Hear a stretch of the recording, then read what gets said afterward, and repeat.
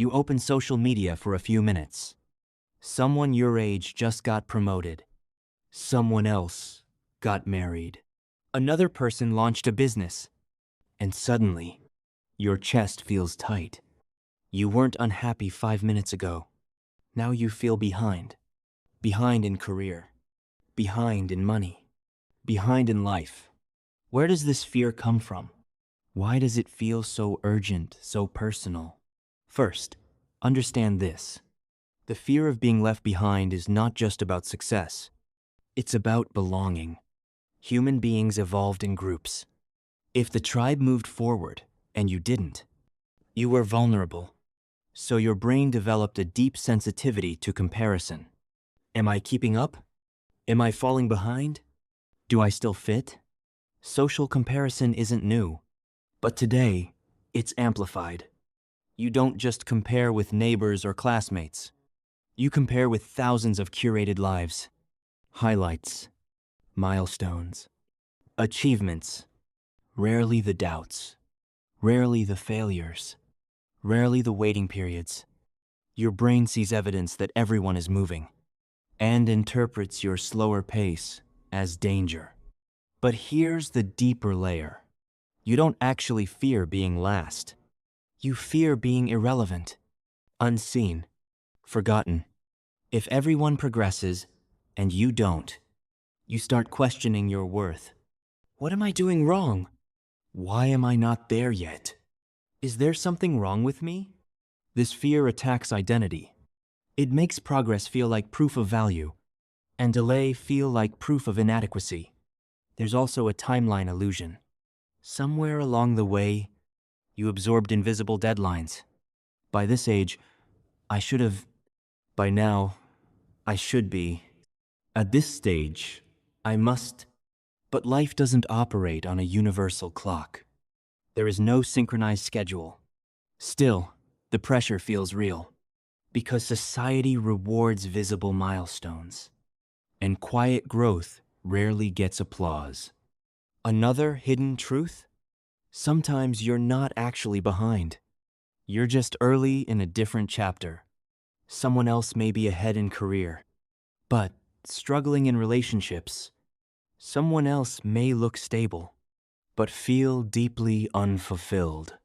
You're comparing your behind the scenes to their highlight reel, and your brain treats that comparison as objective truth. There's also fear of wasted time. The thought that you've missed your chance, that others have built momentum, and you're standing still. But momentum is not permanent. Paths change. Industries shift.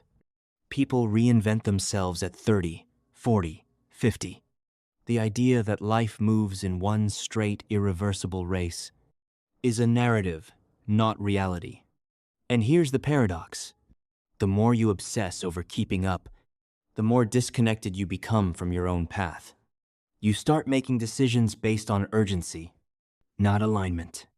You chase what looks impressive, not what feels meaningful. You speed up, but in the wrong direction. Fear of being left behind can push you, but it can also misguide you, because progress without purpose still feels empty. So what do you do with this fear? First, pause the comparison. Not permanently, but consciously. When you feel the rush of inadequacy, ask, what exactly am I comparing? Is it timing? Status? External validation? Second, redefine progress. Not everything meaningful is visible. Emotional growth, healing, skill building, self-awareness. These rarely trend online, but they compound quietly. Third, accept that different lives move at different speeds. Some bloom early, some build slowly and last longer. Fast growth is not always stable growth, and slow progress is not failure. Finally, understand this. The fear of being left behind often masks the fear of not being enough. Untangle the two. Your pace does not define your worth. Your timeline does not measure your value. You are not late. You are not falling behind. You are moving through your own sequence. And sometimes, the strongest position is not sprinting with everyone else, but walking steadily in the direction that actually belongs to you. Because the real tragedy isn't being behind someone else. It's abandoning your own path just to keep up. If this video resonated with you, consider subscribing to the channel to see more videos like this.